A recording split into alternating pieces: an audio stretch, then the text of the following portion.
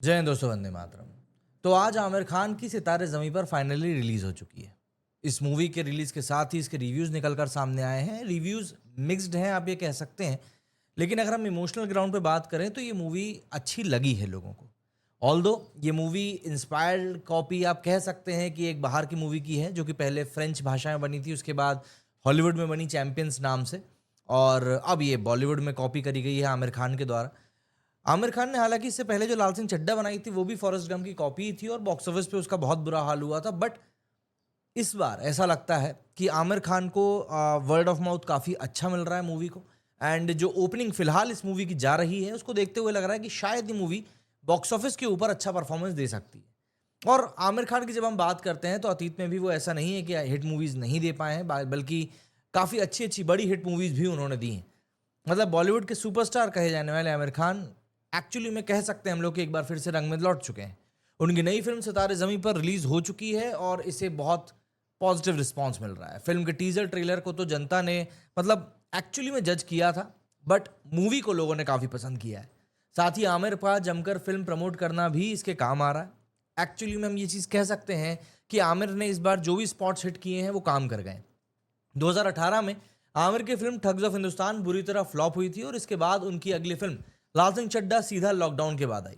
मगर ये फिल्म भी बॉक्स ऑफिस पर कोई खास कमाल दिखा नहीं पाई और इसके बाद एक वक्त तो आमिर एक्टिंग से ही दूर होने के मूड में नजर आ रहे थे। इस बीच उन्होंने सितारे जमीं पर चुनी और इस फिल्म के लिए उन पर जमकर इंटरव्यूज और प्रमोशन करते हुए भी नजर आना फिल्म लवर्स के लिए थोड़ा सा इरिटेटिंग जरूर हो गया था, लेकिन मूवी लोगों को पसंद आ रही है। आमिर हमेशा से अपनी फिल्मों के बीच बहुत गैप रखने के लिए जाने जाते हैं, मगर इस गैप के बावजूद एक वक्त ऐसा भी रहा है जब उन्होंने बैक टू बैक बड़ी बड़ी ब्लॉकबस्टर मूवीज डिलीवर करी हैं। हालांकि सितारे जमीं पर का कमाल मतलब आपको आने वाले दिनों में दिखाई देगा, क्योंकि इसका मामला थोड़ा अलग है।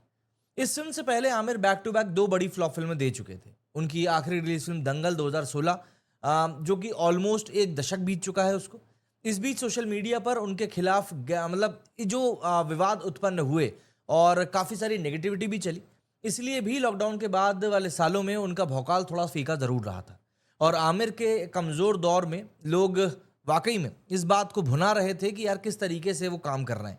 हालांकि कुछ चीज़ें वाकई में उनके अगेंस्ट जा रही थी, जैसे तुर्की जाना उनका, और उसके बाद वो असहिष्णुता वाला पूरा जो उनका बयान था, उन सब चीज़ों के बारे में बात करी गई। लेकिन अब इन सब चीज़ों को पीछे छोड़कर हम जरा मूवीज़ के बारे में बात करें, तो आपको यहाँ पर एक बात तय है कि आमिर के केस में सिर्फ कंटेंट नहीं, बल्कि बॉक्स ऑफिस के आंकड़े के बारे में भी हम बताएंगे। रंग दे बसंती, थ्री इडियट्स, पीके, दंगल और तारे ज़मीं पर बॉलीवुड की रेगुलर मसाला एंटरटेनर फिल्में नहीं कही जा सकती। इसलिए शायद इन फिल्मों को आमिर के खाते में देखकर आज लोगों को ये ना लगता हो कि उनका बॉक्स ऑफिस रिकॉर्ड बहुत धुआंधार होगा। मगर आमिर असल में बॉलीवुड के वो कमाऊ स्टार हैं जो किसी एक टाइप की ऑडियंस के फेवरेट नहीं, बल्कि हर एक वर्ग के दर्शक कहीं ना कहीं उनकी मूवीज़ को पसंद कर ही लेते हैं। चाहे सिंगल स्क्रीन ऑडियंस हो या फिर मल्टीप्लेक्स जाने वाले, मेट्रो शहरों के दर्शक हों या फिर छोटे बच्चे और कस्बों के लोग भी, हर तरफ आमिर की फ़ैन फॉलोइंग आपको मिल जाएगी। इसकी एक बड़ी वजह है आमिर की comedy, drama, emotional, social message के कॉम्बिनेशन वाली फिल्में। हालांकि इस स्टाइल से हटकर जब कभी वो मेन स्ट्रीम एंटरटेनर स्टाइल में आते हैं, तब भी लोग उनको पसंद करते ही हैं। और इसका सबसे बड़ा एग्जाम्पल है गजनी। इस फिल्म में आमिर को वायलेंट एक्शन हीरो के अवतार में जनता ने काफ़ी पसंद किया था। और उस समय गजनी ने बॉलीवुड में 100 करोड़ नेट कलेक्शन करने वाली पहली फिल्म बनने का भी तमगा हासिल किया था। यानी आमिर ही वो सुपरस्टार है जिन्होंने 100 करोड़ के क्लब की शुरुआत करी थी। गजनी के बाद बॉलीवुड को 100 करोड़ रुपए का लैंडमार्क दोबारा पार करने में 2 साल लग गए थे। इस क्लब में दूसरी फिल्म सलमान खान की दबंग, जो कि 2010 में आई थी, वो बनी थी। लेकिन जब बाकी बॉलीवुड सुपरस्टार 100 करोड़ के क्लब में एंट्री के लिए जोर लगा रहे थे, तब तक आमिर ने 200 करोड़ के क्लब को शुरू कर दिया था। गजनी के बाद उनकी अगली फिल्म थ्री इडियट्स ने 2009 में रिलीज हुई और सीधा 200 करोड़ के कलेक्शन तक पहुंच गई।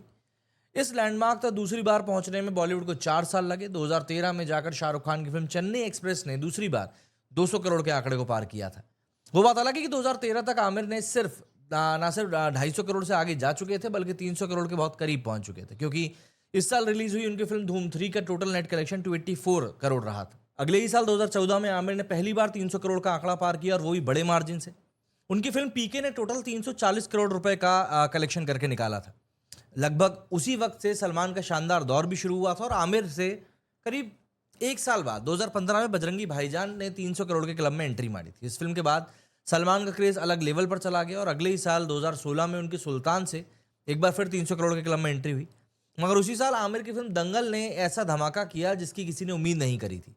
वो न सिर्फ दूसरी बार 300 करोड़ के क्लब में घुसे, बल्कि उन्होंने उनकी फिल्म से 387 करोड़ एंड ऑलमोस्ट 400 करोड़ का बिजनेस कर लिया। 2023 में शाहरुख के असाधारण कमाल से पहले करीब 7 सालों तक बॉलीवुड की सबसे कमाऊ फिल्म दंगल ही रही, जबकि 2000 करोड़ से ज्यादा बॉक्स ऑफिस कलेक्शन के साथ ये आज भी भारत की सबसे कमाऊ फिल्मों में से एक मानी जाती है। हालांकि इसका एक बड़ा कलेक्शन चाइना से निकल के आया था, जो कि काफी कंट्रोवर्सी में रहता है। यहां तक कि बाहुबली 2 और पुष्पा 2 जैसी तूफानी कमाई करने वाली फिल्में दंगल के रिकॉर्ड के अगल बगल भी नहीं पहुंच सकी। 2008 से लेकर 2016 के बीच में आमिर ने बतौर हीरो 6 फिल्में करी, जिनमें से 5 बॉक्स ऑफिस पर ब्लॉकबस्टर रहीं। ये एक ऐसा रिकॉर्ड है जिसकी बराबरी अभी तक कोई सुपरस्टार नहीं कर पाया है। हालांकि इसी के बाद आमिर की फिल्मों का बॉक्स ऑफिस का ग्राफ नीचे जाना शुरू हुआ, मगर उनकी सबसे कमजोर फिल्मों में से एक ठग्स ऑफ हिंदुस्तान ने भी एक शानदार रिकॉर्ड बनाया था। 2018 में आई ये फिल्म आमिर के करियर की एक तगड़ी फ्लॉप है, मगर फ्लॉप होने के बावजूद भी जनता का क्रेज आमिर के लिए ऐसा था कि इसकी ओपनिंग कलेक्शन ही 52 करोड़ रुपए का था। ये पहला मौका था जब बॉलीवुड में किसी फिल्म ने एक ही दिन में 50 करोड़ रुपए कमाए थे। आमिर खान सुपरस्टार्स की उस लीग में आते हैं जो लाइन से कितनी बार भी फ्लॉप हो जाए फिल्में दे दें, मगर सिर्फ एक अच्छी फिल्म से पूरा गेम पलट सकते हैं। आमिर की नई फिल्म सितारे ज़मीं पर में वो सारा मसाला फिलहाल देखने को मिल रहा है जो उनकी फिल्मों का ट्रेडमार्क माना जाता है। इस फिल्म में comedy, drama, emotion, social message और खुद आमिर खान है। बॉलीवुड ऑडियंस ने लंबे वक्त से इस तरह के कॉम्बिनेशन वाली दमदार फिल्म नहीं देखी है, और पिछले कुछ वक्त में हर बड़ी फिल्म मसालेदार एक्शन से भरी हुई आई है। इसीलिए सितारे ज़मीं पर जैसी फिल्म एक तरीके से एक वेकेंट प्लेस को भर सकती है। 2007 में आई तारी ज़मीं पर एक आइकॉनिक मूवी साबित हुई थी, और इस फिल्म के लिए लोगों में सिर्फ प्यार ही नहीं, रिस्पेक्ट भी बहुत था। इसका सीक्वल होना भी सितारे ज़मीं पर को एक फ़ायदा पहुंचाएगा। ये एक ऐसी फिल्म है कि फैमिली ऑडियंस को असहज करने वाला कोई एलिमेंट इसमें रत्ती भर भी नहीं है। ऊपर से इसका मैसेज ऐसा है कि फैमिली के साथ देखना और बेहतर एक्सपीरियंस करेगा। अगर कोई फिल्म एक पूरे परिवार को थिएटर लाने में कामयाब हो जाती है तो उसका बिजनेस बहुत बड़ा सरप्राइज देने की ताकत रखता है। ऊपर से आमिर के लेटेस्ट इंटरव्यू से जनता उनको लेकर फिर से काफ़ी हद तक मतलब एक एंटिसिपेशन में है कि यार हो सकता है ये फिल्म काफ़ी अच्छी निकले। तो अब बस देखना यह है कि 2016 के बाद से एक अदद हिट के लिए तरस रहे आमिर खान सितारे ज़मीं से क्या कमाल करते हैं। फिलहाल अगर हम इसके पहले दिन के कलेक्शन की बात करें तो उसको भी देखकर आपको हैरानी होनी चाहिए। इस मूवी ने एडवांस बुकिंग में करीब 1,15,000 टिकट्स बेचे थे। 9,500 शोज इसके तब डिक्लेयर करे गए थे। 3.3 करोड़ की इसकी एडवांस बुकिंग हुई है ग्रॉस कलेक्शन में, जिसमें कि ये हिंदी, तमिल और तेलुगु में रिलीज हुई है। सबसे ज़्यादा टिकट इसके हिंदी में ही बिके हैं, करीब 1,03,000। इसके बाद 2,000 और 9,000 टिकट इसके तमिल और तेलुगु में बिके हैं। हालांकि अगर हम ब्लॉक सीट्स का डेटा जोड़ दें तो उसका कलेक्शन करीब 7 करोड़ के आसपास जा रहा है। वहीं अगर मैं इसके आज के हुए कलेक्शन की बात करूं, मतलब पहले दिन के जो कलेक्शन का आंकड़ा निकल कर सामने आ रहा है, उसमें ये कलेक्शन फिलहाल इस पॉइंट पर बताया जा रहा है कि 6.5 करोड़ का कलेक्शन तो ये मूवी ऑलरेडी कर चुकी है। एंड जिस तरह की ऑक्यूपेंसी जा रही है, मतलब 17% के आसपास की इसकी ऑक्यूपेंसी जो है वो मॉर्निंग और आफ्टरनून शोज में गई है। अभी कुछ देर में इवनिंग का डेटा भी आ जाएगा एंड नाइट का भी आएगा। तो उम्मीद की जा रही है कि ये मूवी 10 करोड़ के आंकड़े को पार कर लेगी, और अगर ये मूवी 10 करोड़ के आंकड़े को पार करती है तो ये कहना गलत नहीं होगा कि ये मूवी जो है एक लैंडमार्क साबित कर सकती है। हालांकि इसका कलेक्शन आपको हो सकता है काफ़ी कम लगे, लेकिन मुझे ऐसा लगता है कि शायद जिस तरह के दौर से इस समय हम लोग गुजर रहे हैं, उस तरह के दौर में इस मूवी का ये कलेक्शन करना भी काफ़ी हद तक बेहतर है। एक बार हम लोग बजट के ऊपर नज़र डाल लेते हैं कि भैया इस मूवी का बजट कितना है, क्योंकि अभी तक मेरे को क्लियर तौर पर इसका बजट जो है कहीं पर ऐसा समझ में नहीं आया कि यार इस मूवी का बजट कितना बताया जा रहा है। तो अभी देखिए, अब इस मूवी का जो Sitare Zameen Par had gone on to hit 60 crore lifetime which has been a big success for that period. ये सितारे ज़मीं पर को लेकर बताया गया है। अभी तक इसके बजट को लेकर मैंने आपको कहा ना, कोई क्लैरिटी सामने नहीं आई है, बट देखते हैं अगर दिख जाता है तो। सितारे ज़मीं पर 90 करोड़ का इसका बजट बताया जा रहा है। 90 करोड़ इसका बजट है। आमिर खान ने ही इसको प्रोड्यूस किया है। तो अगर ये मूवी ऑब्वियस सी बात है 100-110 करोड़ रुपए भी कमा लेती है तो ये मूवी पक्के तौर पर हिट कहलाएगी। और आज से कलेक्शन जो है, मतलब यहाँ 7 से 8 लिखा, बट मुझे ऐसा लग रहा है कि 8+ ही जाएगा। तो देखते हैं अब कैसा क्या कलेक्शन इस मूवी का निकल कर सामने आता है। बाकी अगर आपने ये मूवी देख ली है तो कमेंट करके जरूर बताइएगा। मेरे इस वीडियो में फिलहाल उतना ही। जय हिंद, जय भारत।